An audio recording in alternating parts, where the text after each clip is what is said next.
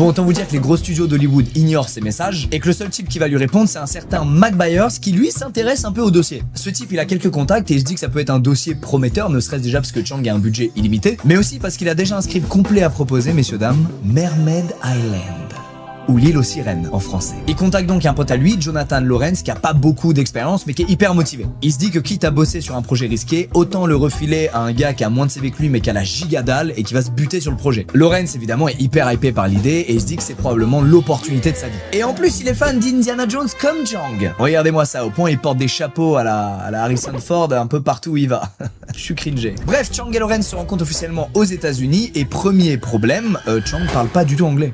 Et Lawrence parle pas un mot de chinois non plus, évidemment. Donc toute l'explication du scénario là, elle se fait par un interprète qui est totalement en galère. Et ouais, parce que le mec il doit expliquer que ça parle d'aventures sous-marines, de royaume des sirènes et de héros grecs à la recherche de son daron kidnappé par un seigneur de guerre démoniaque.